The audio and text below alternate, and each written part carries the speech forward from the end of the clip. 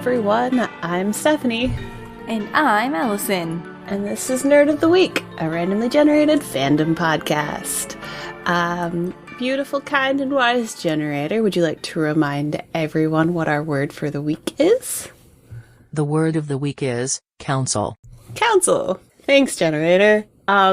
Counsel. Allison, what do you think Google describes counsel as?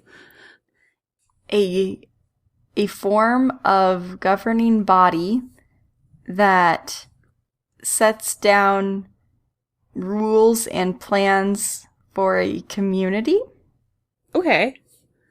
Or alternatively, hold on, I got another one. I'm sorry, forgive me. Or potentially, if we're talking about in legal terms, like legal counsel. So somebody who gives advice there you go. in relation to legal-ish kind of matters. That's not a very good definition. It is a noun, and it is an advisory, deliberative, or legislative body of people formally constituted and meeting regularly, or a body of people elected to manage the affairs of a city, county, or other municipal district, or an assembly or meeting for consultation or advice. All right. So I think we covered all of those. To somewhat of a degree. Compare with counsel, spelled C-O-U-N-S-E-L. Oh, okay. I guess you could spell counsel different ways. That's on me. This makes more sense. Wait. So what? C-O-U-N-C-I-L and then C-O-U-N-S-E-L? Counsel? Counsel? Is that also counsel? Oh god, yeah, to give advice. Is it the same? Okay. The counsel. Is that one the verb? That's the verb. That's like to counsel, but with an so I-L. So it's like capital and capital. Yeah. Mm-hmm. I didn't think that words could be spelled differently. That's on me. It's the same sounding word can be spelled differently, and that's a form of grammar that has a specific word that I cannot think of at the top of my head. I think it's a homophone. A homophone. I think you're right. A homonym? Clearly. No. Oh gosh. Homophone. Clearly we've not been in elementary grammar for a long time. Clearly English is not my first language. It is. It is. It is a homophone. A homophone is two words having the same pronunciation, different meaning, origin, spellings, like new and new, or capital and capital. So, and apparently counsel and counsel. And counsel Come on. and counsel. Because, yeah, Google, I just Googled this, so you should have had that as the example, obviously. So counsel can also be a verb, but it's spelled C-O-U-N-S-E-L, which I will also accept, I guess, for the random generator, because I did not spell the word when when we rolled it, and the generator, forgive me, the generator gave us the word. The kind and wise generator only told us what was going on. I'm just here to follow her advice. Well, generator, we are here. We are here to provide nourishment for your requests of words. As we learn grammar lessons that we once learned in the 3rd grade. Okay, well, shall I tell you what I brought? I would love to hear what you brought and get me out of the spiraling nightmare that I'm currently in. Okay. Well, going right along with our theme of it has to be about space. Ah, yes. I brought something for us that's right on about space. Beautiful. And it is my, probably almost all-time favorite pieces of media, The Hitchhiker's Guide to the Galaxy. Woo! Fair enough. Love it. Yes, I've been in love with this book since 7th grade. And the copy of it that I currently have, and that I will be referencing during this recording, is a beautiful black leather bound with gold writing and gold filament on the pages. Fancy. And it's actually the ultimate Hitchhiker's Guide that has 5 complete novels plus 1 short story, all in one convenient book. Beautiful. However, I'm only talking about the first book. That's fair. That's the only one I know. Forgive me. I only know. I'll have to lend this to you sometime so you can read the whole thing. Absolutely. I have read the first book forever ago, and I have watched the movie several times. The movie deviates a bit, so to be specific, I am only talking about the book today. Fair enough. And I knew that, but also it's very long and has a bunch of plot threads that they were trying to push together in the movie. It's actually not that long. It's not? It's only, the book, it's only 124 pages. Oh, or well, maybe at least in my copy of it. I, too, thought it was longer than it actually is. Okay. So Fair enough. I literally read it this morning when you reminded me that we were supposed to be recording. So, it only took me a few hours to get through. Quality. Sounds great. So anyway, I think in case I'll you're be wondering able... how long it takes us to prepare for things, it's usually like 2 to 3 hours beforehand. Yeah. I think at the beginning we used to prepare a lot more. Now it's really flying by the seat of our pants. It's all good. So tell me about this lovely book. All right, I'll tell you about this lovely book. Oh, by the way, it's by Douglas Adams, in case you'd like to reference that. So anyway, Hitchhiker's Guide to the Galaxy. It starts on a Thursday, and it describes it as a terrible, stupid Thursday. Which I so agree with. Which Thursday is not terrible and stupid? So we open up with talking about a house. It's kind of dull and dreary and in the countryside of England, and nobody cares about it except for our main character, Arthur Dent. And he only cares about it because it's his house. And he lives in it. So this morning he's waking up and he's like kind of dreary, like drifting through his rooms, brushing his teeth, making his coffee, seeing bulldozers outside, doing the dishes. And he keeps thinking in the back of his head, bulldozers. What's going on with the bulldozers? And I remember being mad about something. And I was down at the pub. Oh, yes, they're going to demolish my house today. So, apparently, there's supposed to be a highway bypass that the council wants to build. It's like the Highway Council of England wants to build this bypass through Arthur's house.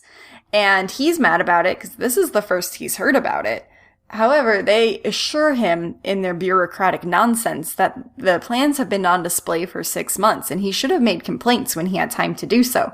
And he says, if by on display you mean in a building that's condemned and in the basement in a toilet that says it's out of order and to beware of the leopard, then sure, yeah, I guess they're on display.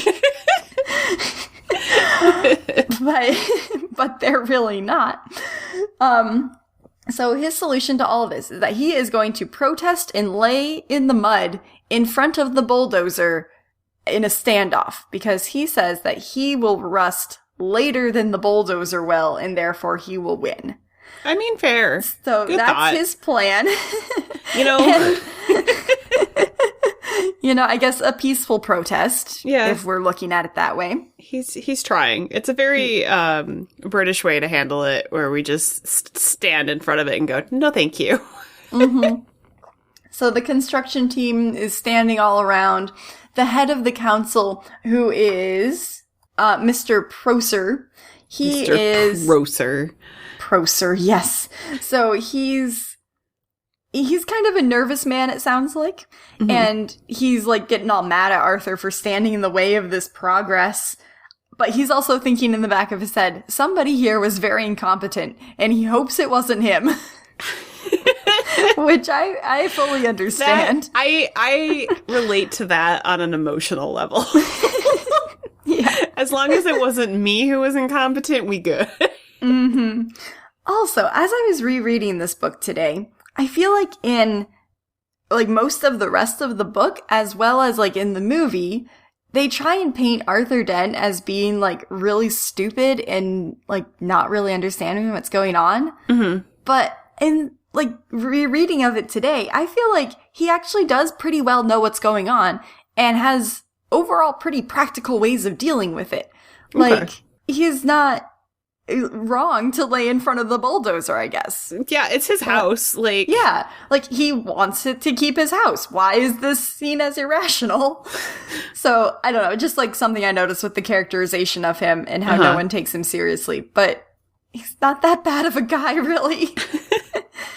Anyway, we are then going to talk about another character who is Ford Prefect, which you may know as the name of a car, but it's also the name of an alien.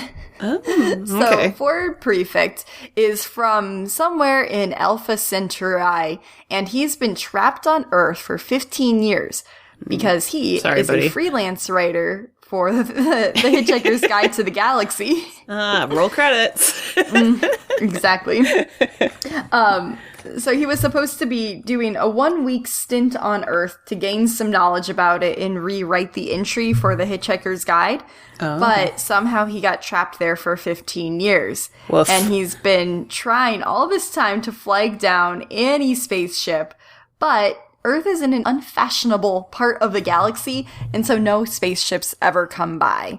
That would explain so much. Yes. And the reason he's called Ford Prefect is because he didn't do a whole lot of research before he arrived, and so he basically just picked a popular name, and he heard a lot of buzz about the Ford Prefect, and he thought it was just a very common humanoid name, not realizing it was a car name. Okay. But anyway, so that's how he got his name. Well, he has picked up a signal after all this time, and for whatever reason, his dearest friend is Arthur Dent, so he comes up to Arthur in front of the bulldozer, and he's like, come on, Arthur, we have to go to the pub right now, and I'm going to tell you something that is going to completely change your outlook on life. And Arthur's like, but I have to lay in front of the bulldozer. Well, Ford gets this grand idea that basically he just wants to get Arthur away from the bulldozer and down to the pub. So he goes over to Mr. Prosser, and he says, so look, you're planning on being here all day long. Your crew's just going to stand around, getting paid to stand around, essentially. So you don't really need Arthur to be here, right?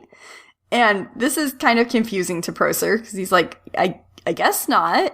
And so Ford is like, so if I take Arthur away, then you can just stand around and he won't have to be here, right? And Prosser's like, sure? And Ford's like, all right, it's settled then. So I'm going to take Arthur. You're going to lay down in front of the bulldozer, and then that'll be all great, and no one's going to tear the house down. And Prosser's like, oh, okay, yeah, no one's going to tear the house down. Yep. Wink, wink. Exactly. And Ford's like, see, he promises. He's not going to tear the house down. I would trust this man to the end of the earth. And Arthur's like, well, how far away is that? And Ford's like, ironically, only about 12 minutes. Arthur does not quite grasp what this means. Yeah. So Prosser I don't know that I would either. Exactly. It's an odd thing to say the least. So Prosser lays on down in front of the bulldozer as a show, basically, for Arthur. And Arthur goes on down in his muddy dressing gown to the pub with Ford, whereupon Ford orders them each 3 pints of beer and packages of salty peanuts, and proudly proclaims to everybody that the world is ending. And Arthur's like, what are you talking about? This is nonsense. And then he hears booms in the background and his house is being demolished. He's like, Ford, they're killing my house. Not killing, demolishing my house. It's a form of killing because the house is a home, and if you murder it with bulldozers, it's you've killed it. Its soul is dead. You've killed that soul of the house, even if it is a dreary, sad house in rainy England. Yeah, but it was his. Mm-hmm. So anyway, he goes storming out of the pub and shouting, shaking his fist, you can't tear my house down. But just then, there are big yellow things in the sky, and they're described as hanging in the air the same way bricks don't. Mm. So, I guess. Yeah, exactly. The same way many things don't. This is true. Yeah. So, these things are Vogon construction fleet ships, and there's a pleasant little announcement that says, hello, you will have the Earth destroyed in a matter of 2 minutes because we are building an intergalactic bypass. Ironically. Oh, no. Yes, so the Intergalactic Highway Council has determined that the path through Earth is going to be the best way to get from point A to point B in the universe. I see. Mm-hmm. And apparently somebody somewhere on Earth gets a hold of the Vogon ship, No one knows exactly what they said to them, but the Vogons reply back over their, like, worldwide intercom system of, well, the plans have been on file in the Intergalactic Space Agency, whatever it is, for 50 of your Earth years. You should have made the appropriate complaints at that time. And it's just like this whole thing of just on a bigger scale. So bureaucratic nonsense being bureaucratic. Exactly. So the Earth ends, the Vogons destroy it, completely vaporize it, it's no longer there. However, right at the last moment, Ford and Arthur are saved. So thanks to Ford's hitchhiking abilities, he has an electronic thumb so that he can stick out to passing spacecrafts. They're brought into the Vogon ship. Now, apparently Vogons are not really ones to pick up hitchhikers. It's actually this other race that lives on the ship that is called the... Oh gosh. I don't know if I can figure out what their name is, and I've now forgotten it, even though I just read it this morning. They're not very important. It's just a little race that lives with the Vogons, and they are apparently the best cooks in the galaxy, and they love to do anything that annoys the Vogons. So that's why they brought on the hitchhikers. So currently, Ford and Arthur are safe. They're aboard this Vogon ship in one of the loading bays, and Arthur is, like, confused as all get out, which, yeah, of course he is. He doesn't know what's gone on here. Oh, yeah. And Ford is trying to, like, explain to him, like, yes, I'm an alien. Yes, Earth just got destroyed. And Arthur's, like, sitting there, like, going through things in his head, like, okay, my house is actually destroyed. He doesn't feel anything. He's like, okay, my family is all gone. He still doesn't feel anything. It's like, all right, McDonald's is gone. And he's like, ooh, that hurt a little bit. So he's just, like, going through things that he'll miss on Earth, and, like, some things are causing a reaction for him and other things are not. Shock. I think he's in shock. Yeah, he's a little bit shocked. We then, in the, like, intercom system of the ship, we hear this like gurgling. Okay. I'm sorry, that was not pleasant ear noises. I'm so sorry. It was solid Foley work. Thank you. I appreciated it over here. And just at this moment, Ford shoves a little fish into Arthur's ear, which probably is the most uncomfortable feeling in the world. Having a fish shoved in your ear? I would certainly think so. Yeah. Now, apparently this fish is called a babblefish, and it takes the one language and it, like, consumes it as its, like, sustenance, and basically its defecation is the language that the person is able to understand. Oh, okay. So that's kind of how it works. It's the plot device fish, so we don't have to come up with language. Exactly. So Arthur can now understand any language he comes across.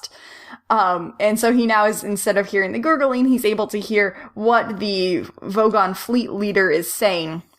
The Vogon fleet leader's name is Prostetnik Vogon Jeltz.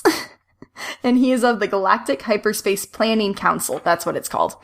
Okay. He has detected that there are these new life forms on his ship, and he says, we will find you, and we will throw you into space, or if you're lucky, we'll read you some poetry first.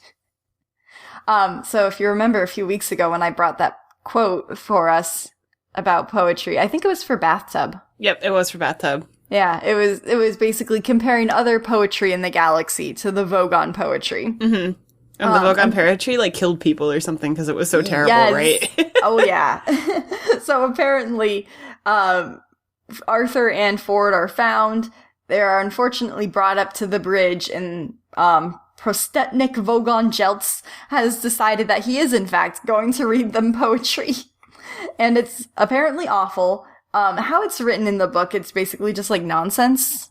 That, like, the grammar is weird and the words don't make sense together. The chairs that they put Arthur and Ford into, they have to, like, strap them in.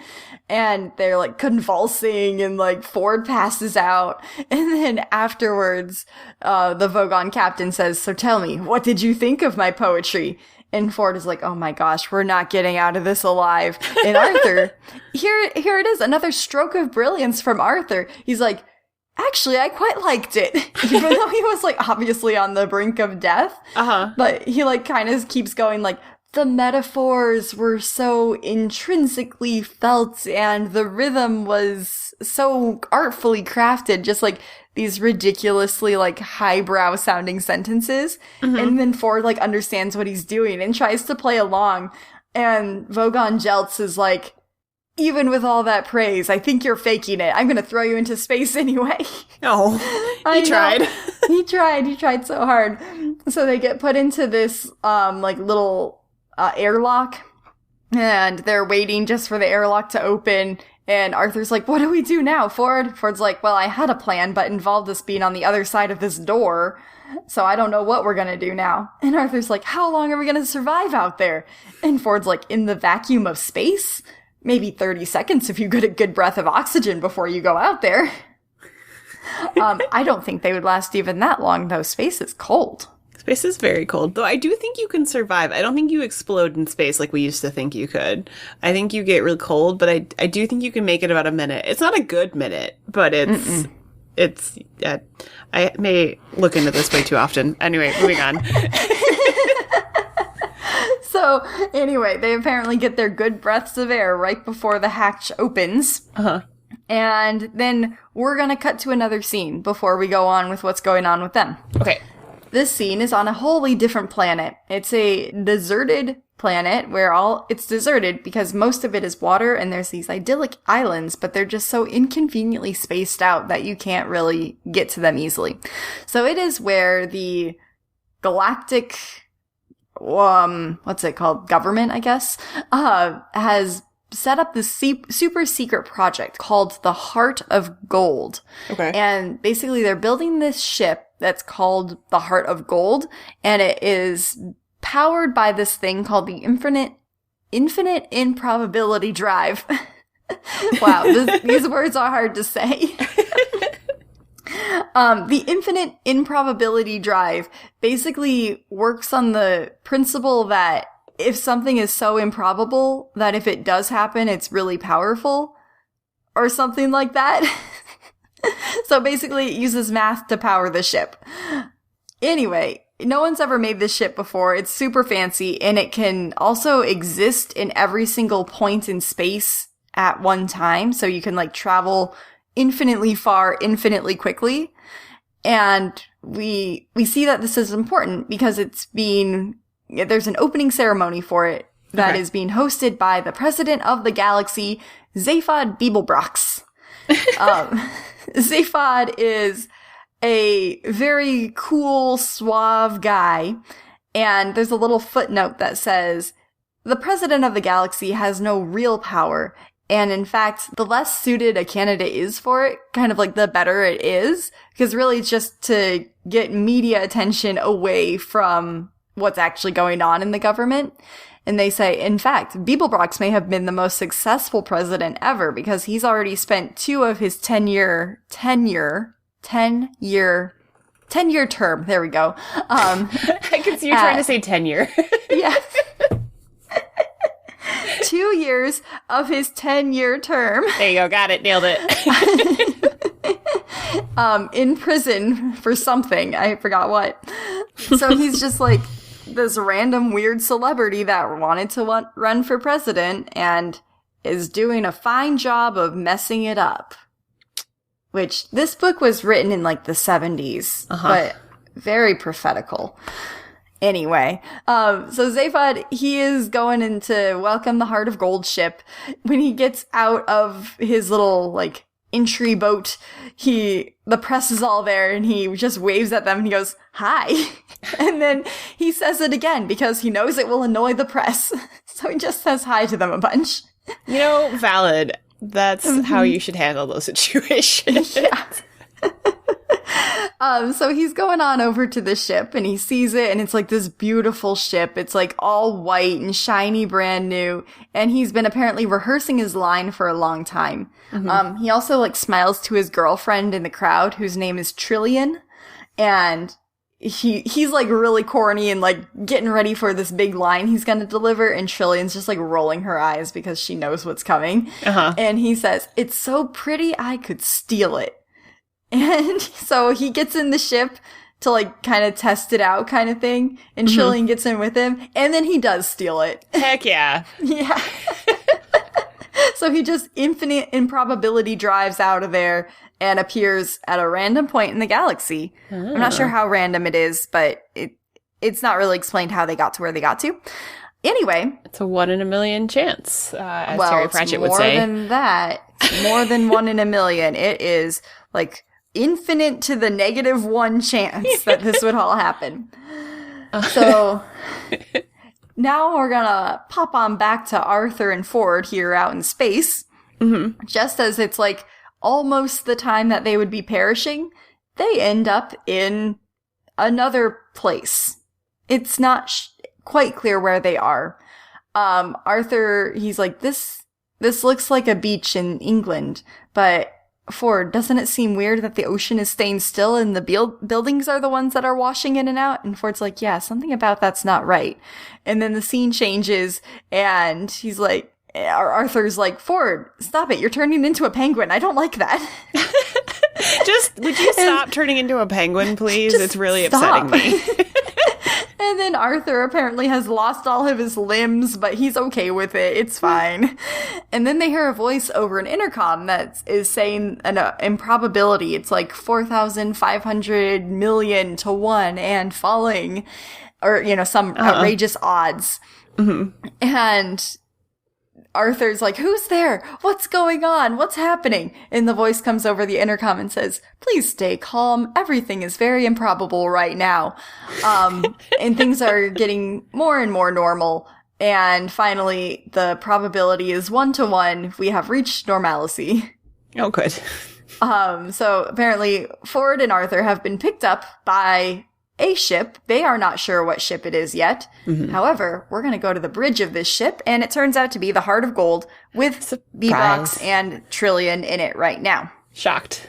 Yes. So Zaphod is talking to Trillian. He's like, I don't think this is good that we picked these guys up. We're on the run from the law right now. He's also been, like, scanning through different channels of the radio, looking for news of himself, and Trillian's like, turn the radio off. And he's like, but I'm listening to things about me. What is more important than my ego? He actually has the line, this is one of my favorites, he says, if there's something more important than my ego around here, I want it caught and shot now. I wish I had that kind of confidence.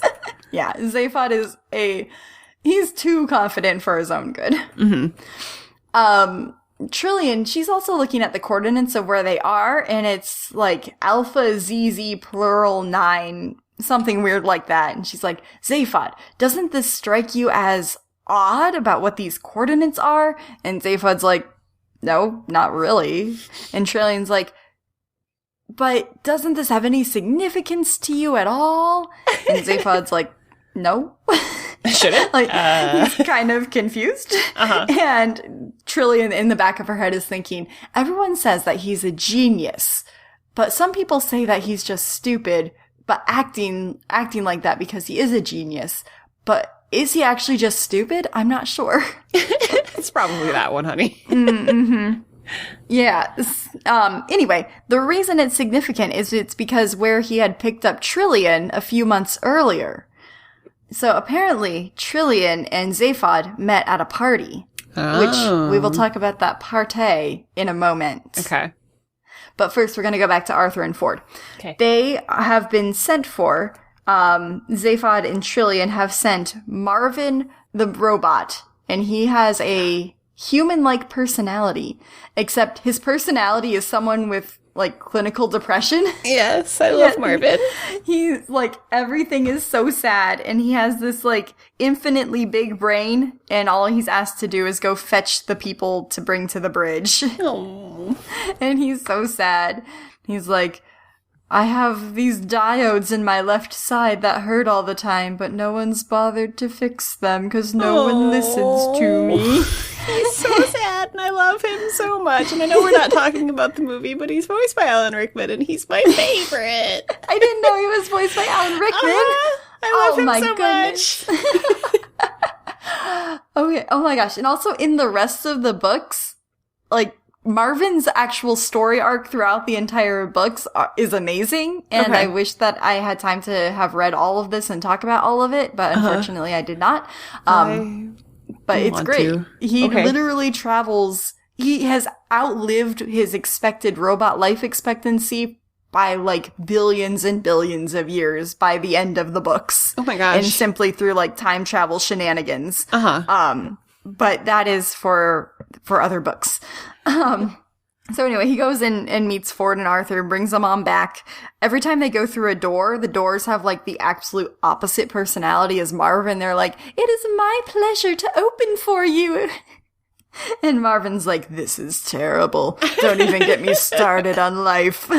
You wouldn't like me if I got started on this. So they come on into the bridge, and this is all very improbable, but it's the infinite improbability drive, so that's why.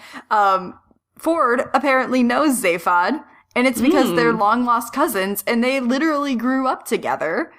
And Ford's like, "I've been trapped on Earth for 15 years. I didn't know you were now president." And Zaphod's like, "Yeah, man, it's cool."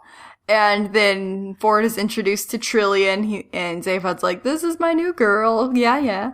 And then Arthur's like, "Oh, and what about me?" And Ford's like, "Oh, yes, and this is Arthur. He's an Earthman. And Arthur, this is Zaphod." And Arthur's like, "We've met." And everyone's like, "What? You have? Earthman? How?" So apparently, a few months earlier, Zaphod had also been on the planet Earth, and somehow Ford's sensors had not picked up that he was there. But Zaphod had gone there solely to crash a party, and surprisingly, it was a party that Arthur was also at. And Trillian was also at. So Trillian, her real name is Trisha McMillan, and she had been an Earth girl. And Arthur had been, like, trying to hit it off with her, but then Zaphod came up, and he's like, "Hey, babe, I'm from space," and, like, stole her away. I don't think he exactly kidnapped her away from Earth. I can't imagine that line, like, actually working until they, like, show you space. Because if someone just, like, sauntered up and was like, "Hey, I'm from space," I'd be like, okay. Sure you are, honey. So, I don't think he kidnapped her. I think she willingly went with him, but she obviously left Earth. The only thing that she really brought with her was her 2 pet white mice. And that will come in important later as well. So, apparently that's how everybody knows each other, and now they're all friends, and they're all traveling together, and then Zaphod, like, looks up on the sonar screen. He's like, "Oh my gosh, wait, we're here. We're exactly where we want to be." And it's this, like, nondescript little planet that has, like, this stark, rocky surface, like, no discernible features. And Trillian's like, "Wow, there actually is a planet here." Now, apparently, the planet is, or what Zaphod hopes the planet is the planet Magrathea, which billions of years ago had been the wealthiest planet in the entire galaxy.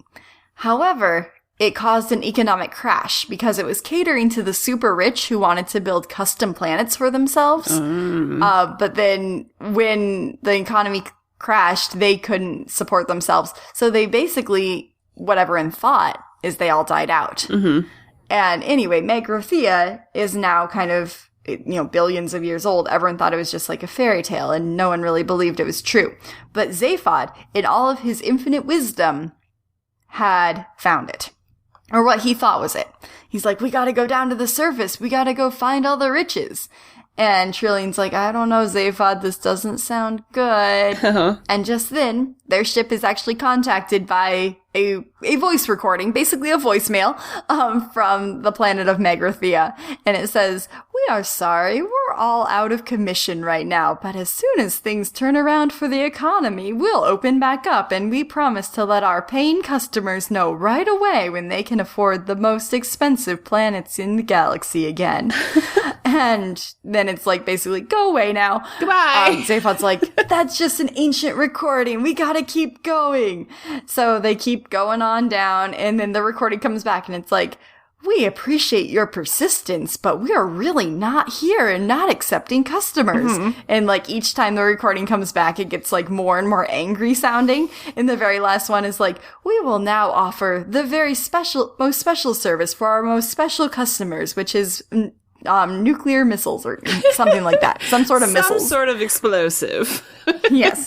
And Zaphod's like, that's not a thing. And Trillion's looking at the camera and she's like, actually, look at this. And 2 missiles like launch off of the surface of the planet and come hurtling towards them.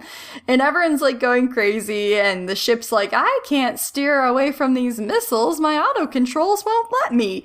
And Zaphod's like, I have to put it into manual mode. And he like, something hits the control panel and breaks it, and Zaphod's trying to like wrench it into manual mode, but a lever breaks and he's not able to like get it to do what he wants to do. And everyone's screaming and yelling, and Arthur's like, why don't we put on the infinite improbability drive? And Zaphod's like, what are you talking about, Earthman? And Trillion's like, why can't we put on the infinite improbability drive? And Arthur just does it. And this is yet again another stroke of genius from Arthur, the most underappreciated character, because what happens is that the drive turns the missiles into a sperm whale in a pot of petunias, where they're both unfortunately hurtling towards the planet of Megarthea, and they're both smashed to pieces, but it saves them. And everybody else in the ship lands perfectly fine, and they get out. They're marching around, they find a crater, and there's like all this like weird red jelly squishy stuff, and they realize, oh, it's the corpse of this whale. Oops. But apparently on the whale's impact, a fissure opened up in the crater, and it was the opening to the underground laboratory of the Megartheans. And Zaphod's like, this is it. This is where we gotta go, baby.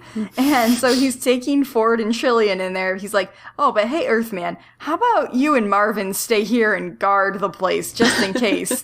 And Arthur's like, I thought you said the planet was abandoned. And Zaphod's like, oh, yeah, but it just in case. Like, he just obviously doesn't want them there. Right. And it's so sad. Poor Arthur. But, I know, poor Arthur. So he's sitting there.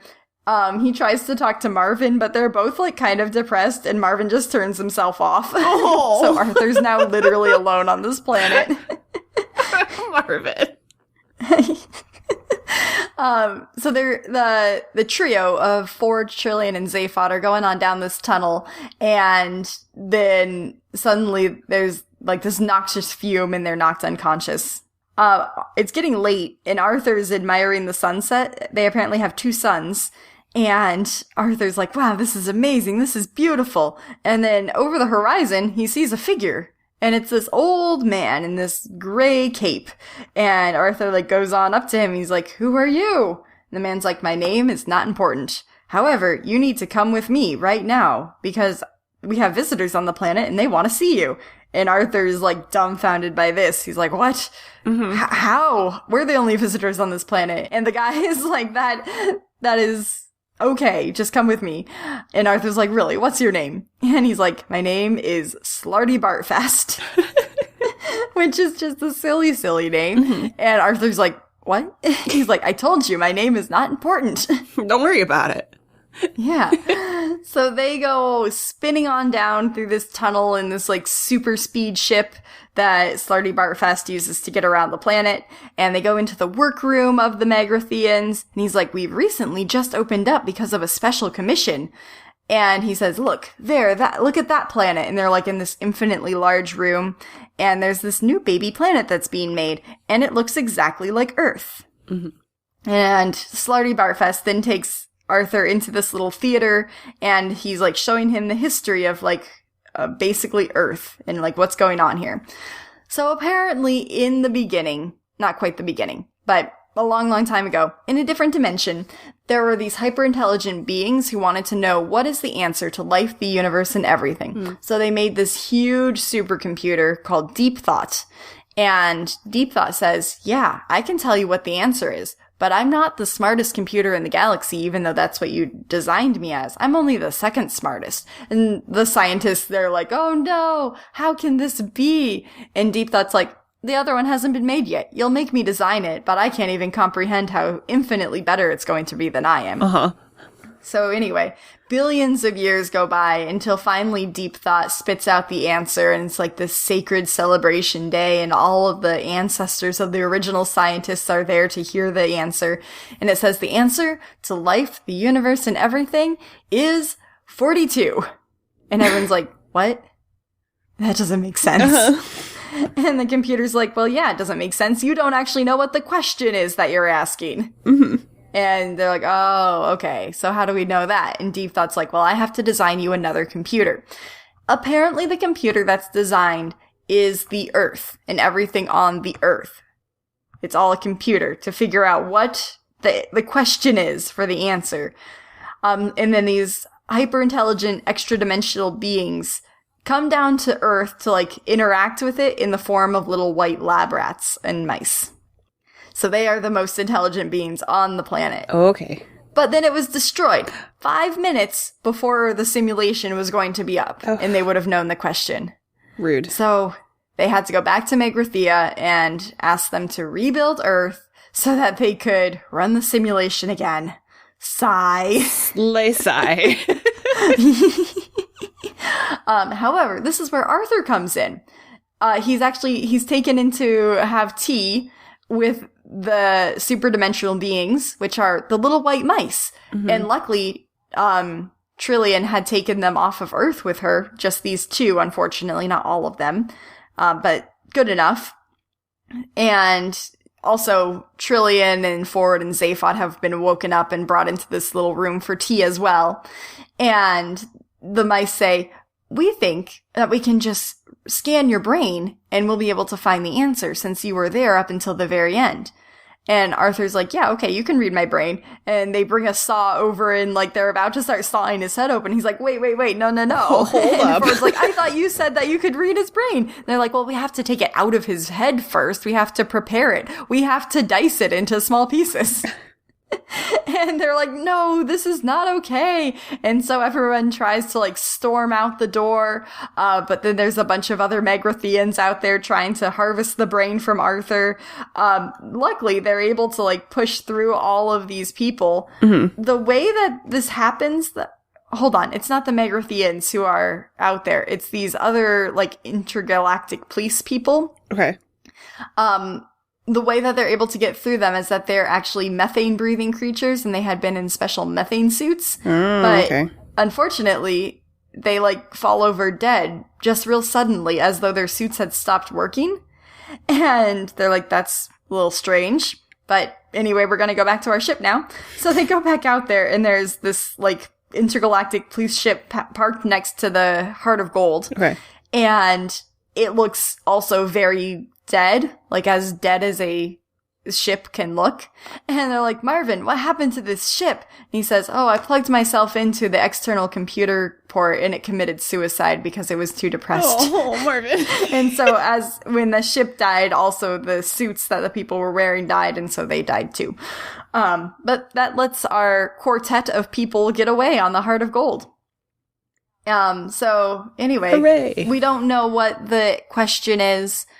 Earth is apparently being remade, but at this point, for what? We don't know. And they're like, hey, Earthman, you fancy a bite to eat? And he says, yeah, I guess I'm a bit peckish. And they say, good, because we're going to go to the restaurant at the end of the universe.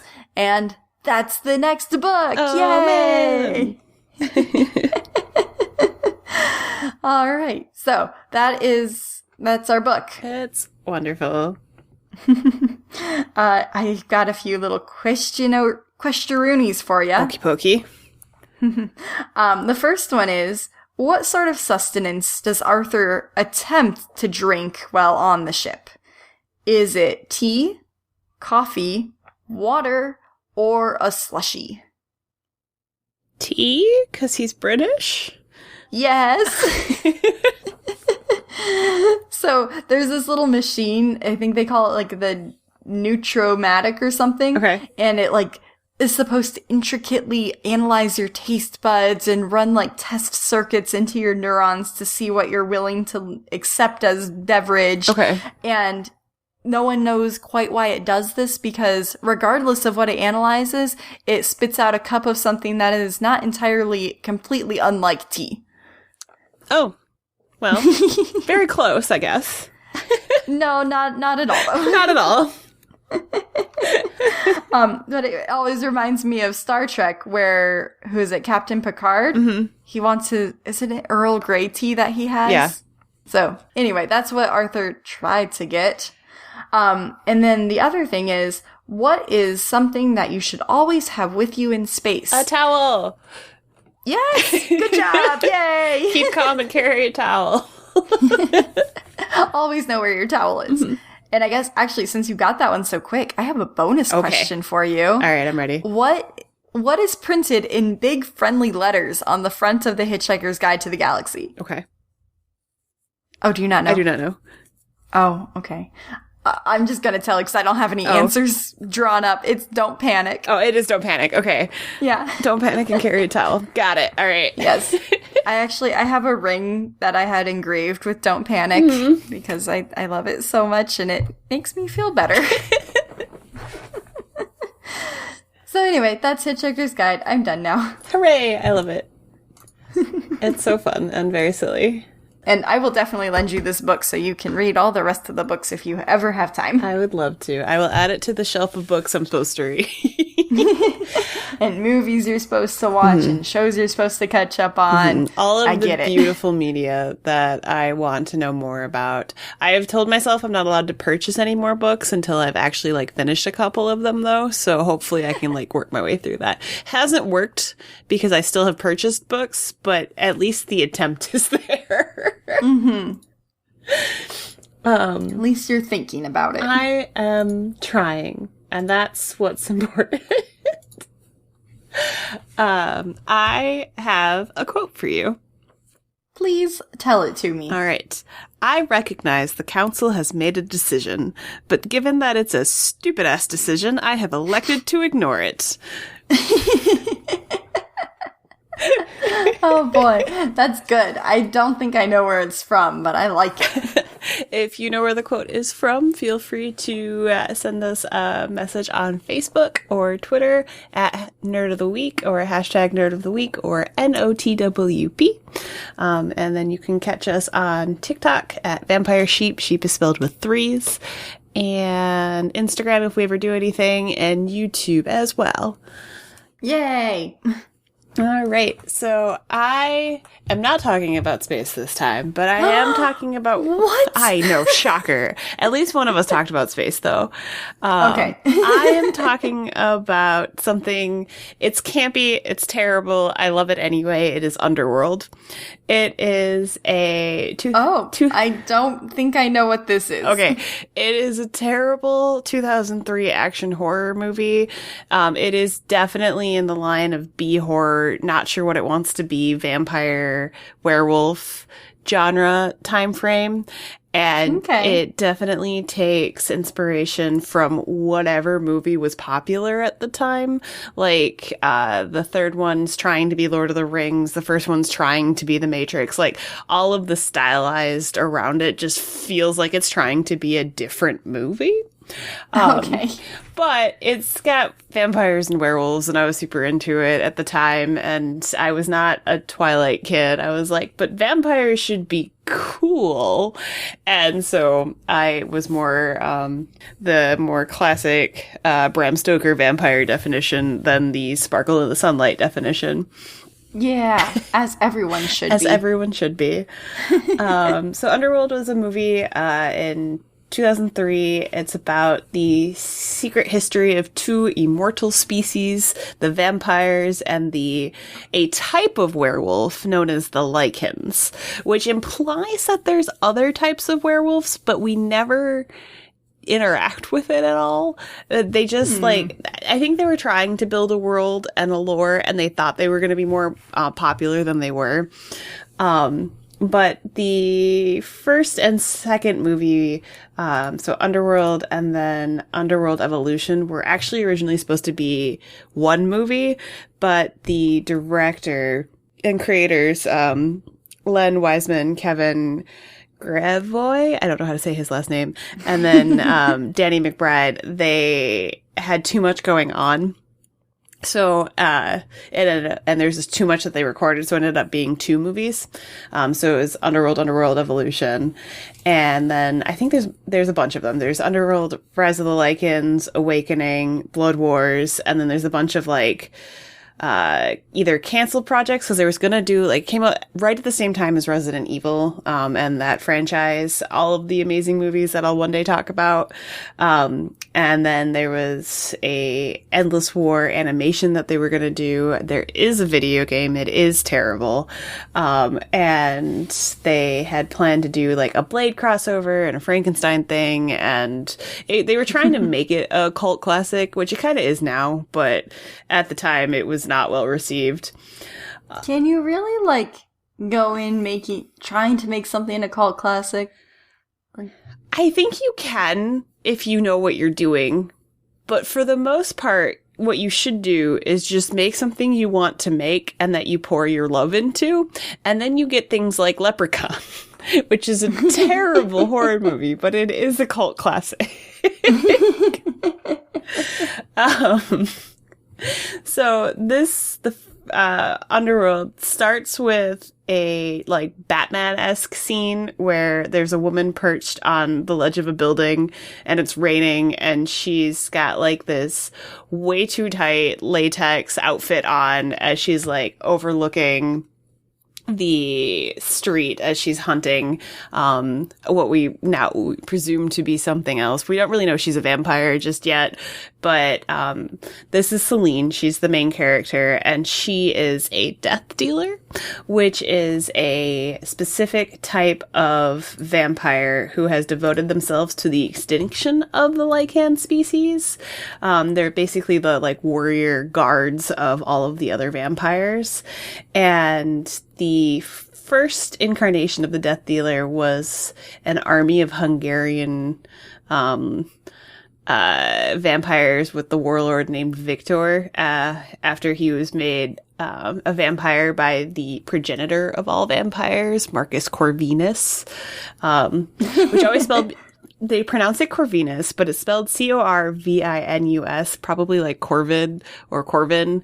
And so I always want it to be Corvinus, but they always say Corvinus, and that is like one thing that bothers me consistently through these movies, but this is my minor nitpick. That means nothing. But hey, if that's all that's wrong with them, that's... It's not, but it's fine. I have subjected many people to these movies over the years, and they all look at me like, why do you like this series? There's not a lot of plot. There's not a lot of substance here, but it's a fun ride. So she's tracking, what we soon eventually see is 2 Lycans. They're in a subway, and they are running away from Celine and 2 other death dealers as they're like stalking them through the subway. And we see one like start to morph into a werewolf, and then a gun battle fights out, and it just why the vampires and the werewolves are fighting with guns, I can't tell you, but they are. And then it is discovered that the werewolves have developed this like fancy UV technology where they can harness the sun and put it into little bullets, and then therefore when you get shot with a UV bullet, you actually get the power of the sun, and like classic vampires, you can't go out in the sun, so this is a bullet that can actually kill vampires. So this is actually super worrisome. That's pretty smart. Yeah. They kind of like hand wave the science. They're like, oh yeah, we just shoved this in here and now it's the sun. Just don't question it. Good. All right, move on. And so, but that is actually a good point. Why are UV lights not more common in vampire hunting kits? Right? I think they might be. I think there's at least like UV lights for maybe not like completely killing, but like in the Blade trilogy, because he's a vampire who hunts vampires, he has a like a UV light that he'll shine to like slow vampires down, and like it burns. I don't know that it would kill them, but it's enough that they're like, no, thank you. I don't want this. So I have seen it, especially in the like late 2000s, early 90s trope. And then we don't really have a lot of good like vampire hunting movies anymore. So hasn't really seen it pop up again, but maybe anyone who wants to make a vampire hunting movie, please do. It would be great. I would go watch the crap out of it. Anyway, Sorry for the derailment. it's all good. Like I said, there's not a lot of plot here, so this is going to be pretty quick. But Celine and her partner Regal are specifically sent for like training. They've specifically trained to assassinate the rest of the Lycans, and they've Celine, you find out, believes that the Lycans actually slaughtered her family when she was a child, and one of the vampires, Victor, is her like surrogate father, and he rescued her when she was a child and then raised her, and then when she was 18 he turned her into a vampire and like protected her from the vampires. So she has loyalty to the elder vampire Counsel because of that situation. And so the vampires for a long time thought they had killed off all of the Lycans after they had killed their leader Lucian, which is the plot of Rise of the Lycans. Because once we start telling the story, it's not in a chronological order. But they have discovered that there's been like pocket groups of Lycans, and they've been starting to show up, and they're starting to get better at fighting back. And so the vampires follow the Lycans through the subway station. They open fire. There's a shootout. And then Celine realizes that the Lycans were following a specific human whose name is Michael Corvin. And it's weird for the Lycans to interact with humans that much. So then they go and they want to kind of look into who this Michael Corvin is, after they kind of retreat. Because the other thing is, it's very much that the general populace doesn't know that vampires and werewolves exist, and if humans found out that this world existed, everyone would get wiped out. So there's a lot of like getting yelled at by the higher ups, being like, why would you have done this in a subway station? People are going to see the werewolf transformation, like they're going to start looking, so they have to keep everything under wraps. And Celine's kind of gotten a little bloodthirsty and a little bit aggressive in her hunting because she's bent on revenge. Plot of the movie. And so Celine goes to, there's a vampire coven mansion. There's like mansions all over the world. And she goes back to the one that she is a part of. And the vampire regent, so the guy who kind of runs this coven, his name is Craven. And he, right. I'm sorry. He gets made to be like this big bad guy, but then like gets offed in the second movie. Spoiler alert, but it's fine. And he tells Celine to drop the matter. It seems like he kind of recognizes the name Michael Corvin, and he's like, don't look into this, don't worry about it, it's fine. Why would you open fire in a general populous area? Just stop your investigation. So naturally, Celine totally listens to her, and that's the end of the movie. She continues her investigation and then tries to figure out why they were hunting him, and is there like a larger den of Lycans somewhere, because these couple have popped up, so there must be more. Meanwhile, in this underground super secret Lycan lair, there is a scientist named Singe. These names are great. I love these names. It's a good name. He is the Lycan who got turned by Lucian, so the original like leader of the werewolves, because he was very knowledgeable in the field of biochemistry. And he was an Austrian scientist. He is helping the clan for the Corvinus strain to try to narrow it down to the purest form so that he can pull blood and test it and then find like the perfect race situation. So a little bit sus on this friend, but he is obsessed with Michael Corvin because supposedly Michael is from the like direct bloodline of the first werewolf, and therefore it has like the purest blood for being a werewolf. So that's why he's sending the Lycans out to go find Michael. All right. And the tests that he currently has been doing have been failing. I believe he was testing on someone they thought might be a descendant or like slightly related, but not like direct descendant. And he was kind of taking it too far, and his test subject has been failing him, so he needs a new test subject. Right.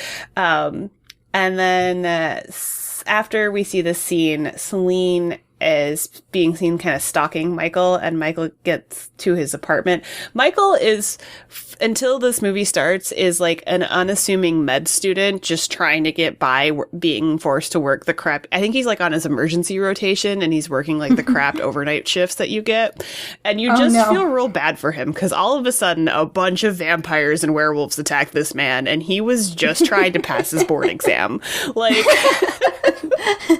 like, that's not what he needs right now. No, he does not need this in his life right now. He does not need to know that he's the heir apparent to the werewolf race. But that's where Michael is. Oh, poor guy. I know. I cracked up the first time. I was like, this poor man just wanted to be a doctor, and now he's stuck in this life.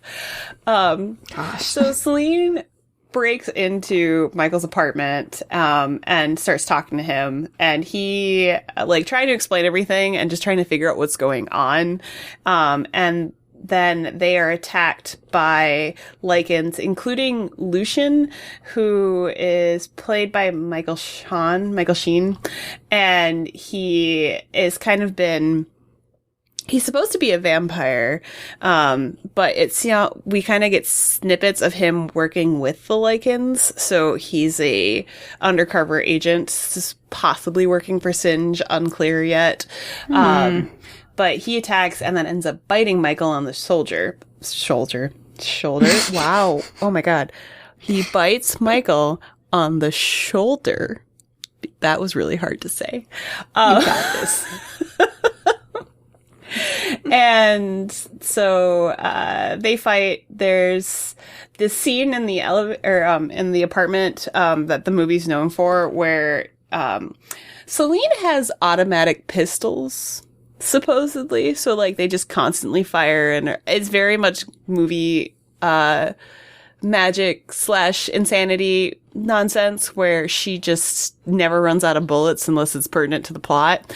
And there's a scene where she stands on literal cement on like the 5th floor of this apartment building, and she stands in a circle and she shoots out the floor so that she drops down from the floor while werewolves are charging her. I've seen that scene. Yeah, it's highly parodied. It was like their thing to show in the trailers. It's this scene, and it's very funny because if you think about it for more than a second, and you were like, what? I'm sorry, what? But it's also a really cool, like, bad ass looking scene of her just standing around in a circle shooting a bunch of cement is going flying everywhere, and then she drops right as the werewolf like comes across and tries to bite her head off. And then somehow from all of that, she gets to Michael and gets him in a car, and she helps him escape. And then she is also losing a bunch of blood. So, both of them are kind of in a bad way. And he does the like, here, have some of my blood. You're a vampire. You need this to survive scene, which makes you roll your eyes, and the cringe is real. But he saves her. They kind of mutually save each other. And then, they get back to the vampire mansion, where Celine kind of sneaks him in to try to help, but Craven freaks out at all of this, and then it's discovered that Lucian didn't make it. Lucian got murdered by some werewolves in this whole scene, and so Craven's really upset because he just lost one of his allies, that kind of stuff, and then basically puts a target on Celine's back, saying, "Did you? Were you the spy? Are you the one that's causing all this trouble for us?" So Celine's got a target and is told to like stay put while he figures out what's going on, and Then Craven's also worried about, did Lucian really die 6 centuries previously? And you kind of get a hint that Celine may have had a romantic relationship with Lucian. And it's like hinted at, and they kind of call her a couple of names and like traitor. So she's been sympathetic to Lycans before. So they tell her to stay put while Craven figures everything out. At the same time, while Michael's kind of bleeding out in her bedroom upstairs, a servant discovers the bite on Michael's shoulder, and then she's like, he's gonna turn into a werewolf, and like chases him out of the building. Aw. So Celine doesn't know that Michael's not in the building just yet, and continues her investigation because she can't sit still. So she breaks into the Coven's library to learn about the past and try to figure out what exactly happened and like other parts of the story that she was not specifically involved in, and just learn about vampires. And like every classic vampire novel or book or movie, there is an ancient leather-bound book that has like all of the useful information in some strange text with like these terrible gothic horror pictures and like weird symbolisms and like upside down crosses and all the nine that they like do intense zoom-ins on, like, Yeah. be concerned, this is lore. And yet we never have to really memorize those symbols for later on. Nope. Or they're like so glaringly obvious, like someone was wearing this at some point in your life that you just already knew what this is, and you're like, holy crap, I can't believe they've been this person the whole time. But she recognizes a pendant that Lucian had been wearing, and it confirms her suspicion that the Lycans are still alive, that he might himself be still alive, that she needs to awaken one of the vampire elders, because that's the one she trusts, that's the one who's basically her father, to help her. And what the Vampire Council, the vampire elders, do is there's 3 of them. There's actually 4, but we don't deal with that in the first 2 movies. But it comes up later. But basically, they're all like old, powerful vampires, and they've all decided that only one can rule at a time. So the other 2 go into kind of like a hibernation sleep. And so the one out right now is Amelia, and she's the one who's supposed to judge Celine and determine whether or not she is guilty of the crimes that Craven were throwing at her, and that's why she has to wait at the coven. But the one that she trusts and wants to awake is Victor, but the other vampire elder is Amelia, and that's the one who's awake right now. So she goes to try to awaken Victor to, be like, hey, help me out. And like, basically like all of these codes that the vampires, regardless of whether or not you agree with them, they had all these laws. She breaks them, and then they're like, stop breaking the laws. And then she's surprised that there's punishments for her breaking these laws. And Victor is awakened, and then he's like, the heck. And Victor is played by Bill Nighy, which is just clutch. It's hilarious. It cracks me up that Bill Nighy is a vampire, which, random side note, because he had just been in Love Actually, they referred to him as the rock star vampire. Like, I guess that was like his nickname on set, was the rock star vampire. Oh my. That's kind of dumb, but also kind of cool. It cracks me up. But anyway, he's like, he was aware of her love affair with the leader werewolf a long time ago. Lucian, one of the vampires that was like basically one of the leaders just died, and it's probably your fault. And 3, you just woke me up when it's Amelia's turn to rule. So he's actually like siding with the vampires and Selena's like, how could you betray me like this? I thought you were going to help me. And he condemns her and says, it's not my place to rule. It's Amelia's rule right now. So you need to be judged by her. So she flees and goes to find Michael. But there's a shootout. Because of course there is, because the Lycans are trying to kidnap Michael and bring him back because Singe has now like narrowed him down as a line from Corvinus. And through more shenanigans, more shootouts, a chase with the guard dogs in the coven, they capture Singe and get Michael to safety. And she brings Singe back to the coven. She lets Michael free and go, and then brings Singe back to the coven, hoping that Singe's like testimony will defend her, and be like, look, this is the descendant of the Lycans, and then if we set up this whole thing, then maybe I can be absolved of this, right? Like, if I bring you other things. And Singe admits to Victor that he has been trying to combine the Lycans and the vampires, basically since he's become a vampire, and make a powerful hybrid strain, because of course he is, because what's a vampire werewolf movie without a hybrid vampire werewolf? Oh my goodness. I told you this plot Can you imagine the power? This plot is terrible and I love it. During this time, Amelia learns that a lot of the vampires have been attacked by the Lycans who had ambushed the coven. You find out that the ambush was set up by Craven and not Lucian from before, because Craven's the one who's actually the terrible guy. And I know you're shocked because his name is Craven. Gosh. He's the spy. How could he be? How could he be? Oh my. And Craven causes the other vampire council members to be slaughtered, and Amelia as well. Like, they basically, everyone who's still in hybrid gets killed, and then they overwhelm and kill Amelia. So Victor is the only remaining elder at this time.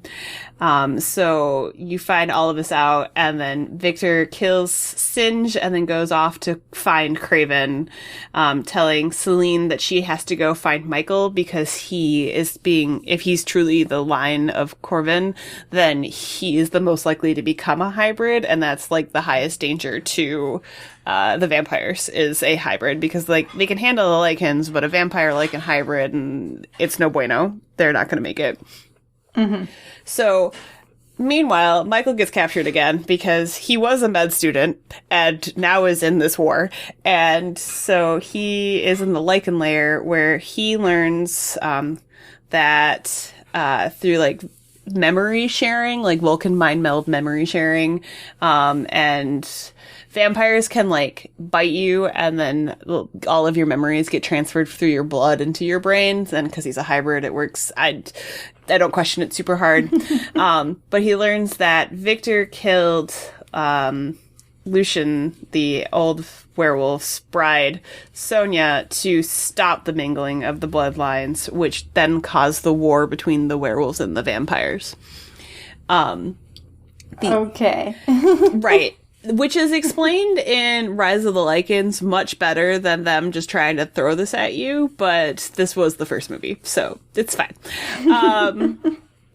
So you get all this information. Lucian is alive. He is trying to just keep his people alive, and also now Michael, because Michael is technically his people because he's now a hybrid vampire werewolf. And as we're figuring out all this information, the vampires then find and raid the Lycan lair, and Craven flees because he was present in this situation, and he flees to avoid Victor murdering him.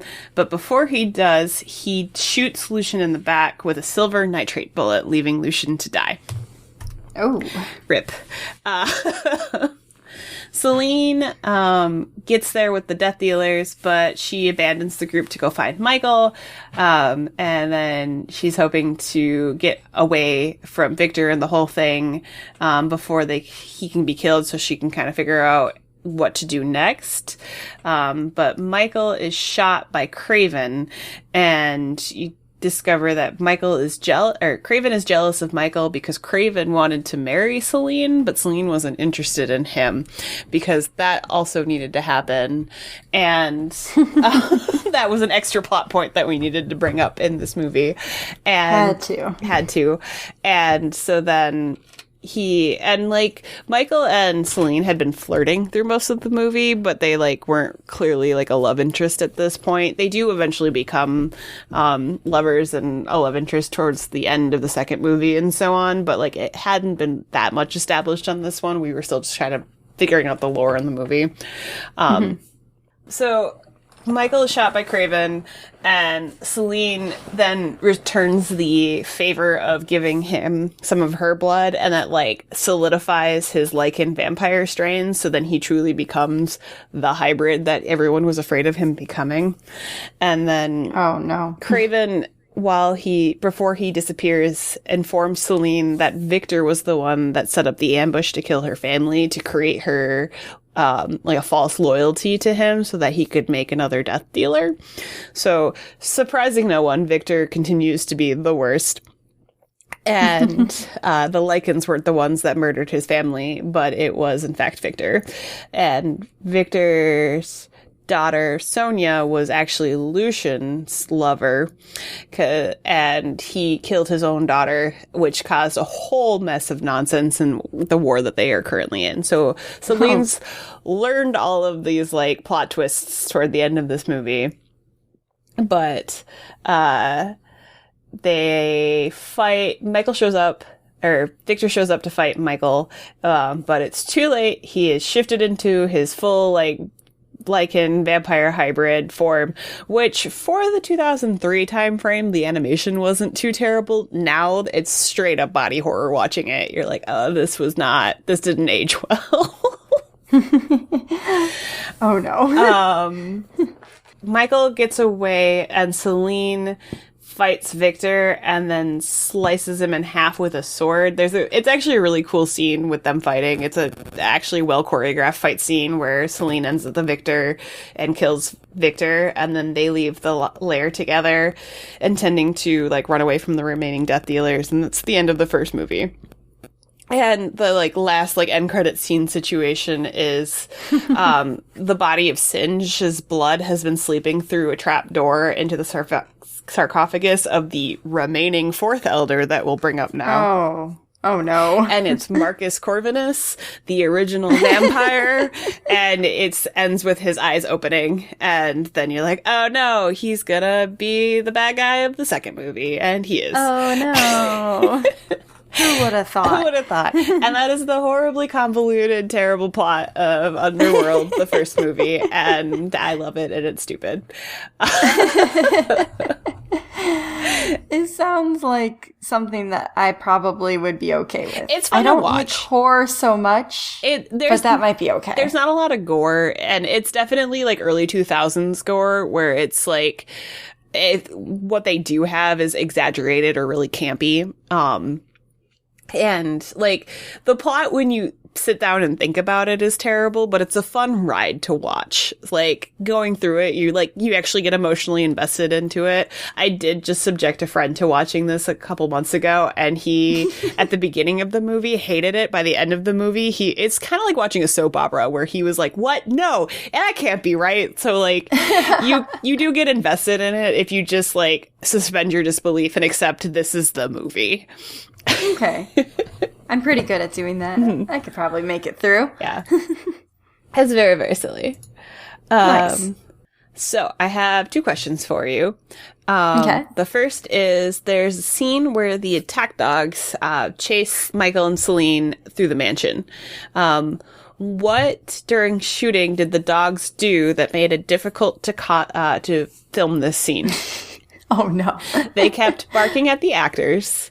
They didn't want to chase the actors and instead kept playing with sticks they found in the yard. They were too friendly, and they kept wagging their tails and, like, play bowing, or they just wanted to take naps.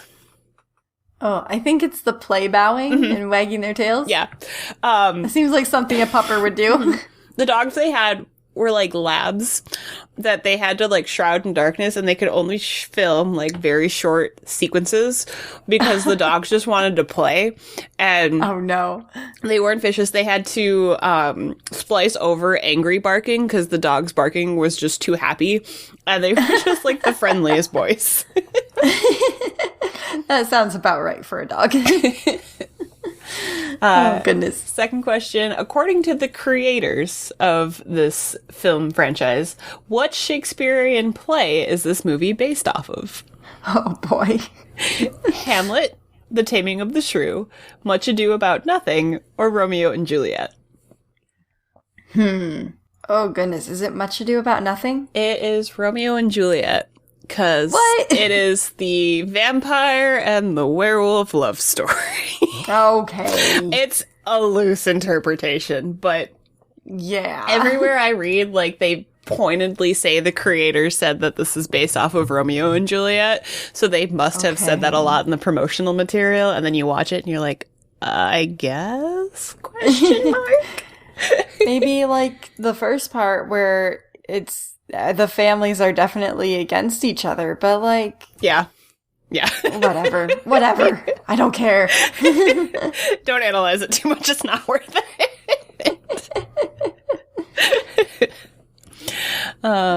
And that's what I have for Counsel. It's vampire councils. That's good. That's very good. All right.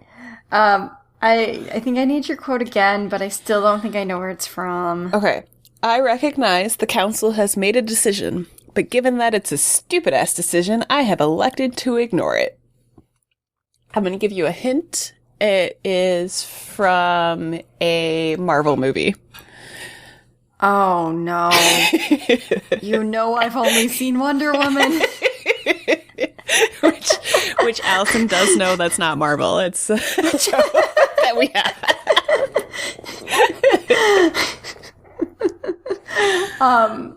Who is in Marvel? What are Marvel characters? Give me some. Captain America. Spider-Man? Spider-Man is in there. Okay. You have This sounds like a Captain America thing. Okay, so it's from the Avengers movie. So the first one where they all all of the movies have all of the characters together for the first time. So it's the first movie, that the original Avengers movie. So it is Nick Fury, or the amazing Samuel L. Jackson, yelling at the council, who has been like the governing body of the superheroes, because superheroes lead to like catastrophic events, and they were telling the Avengers that they couldn't help with something, and Nick Fury was like, nope, this is stupid, I'm gonna make decisions on my own, peace out. Don't need no counsel. I don't need no counsel, I'm Sam Jackson. Nice. Good. Well, maybe I should see more of those movies. They're fun, and like, you don't have to watch all of them, but I enjoy them. There are a lot of them. Yes. I think I'm too far behind at this point, though. That's my problem with a lot of these kind of things. Like, I'd have so many to watch. Mm-hmm. Oh, well. It's fair. It's okay. There's a couple of the newer ones that I'll recommend that are they're fun to watch, and you don't need to have seen all the other ones to know what they are. Okay. Yeah. Well, good. Anyway, what we got next? Beautiful, wonderful generator. Please give us our word for next time. The next word is constellation. It's constellation. So we're definitely going to space again. More space all the time. More space all the time, yeah. All space all the time. Actually, the one that I'm kind of thinking of might not be in space. Oh, fancy schmancy. We'll see. We'll see. We'll talk about it next time. Yes. And please let us know what you talk about with the word cancel. Counsel. Cancel. Not cancel. Counsel. Please no cancel. Please don't cancel. Only counsel. Would it be a vampire council? Would it be bureaucratic council or something else? You can tweet at us or send us a message on Facebook. We'd greatly appreciate it. And don't forget to share with a friend, even if it's one friend, because that means there's 2 people listening to us. And if 2 people are listening to us, then maybe 4 people will listen to us. And that's amazing.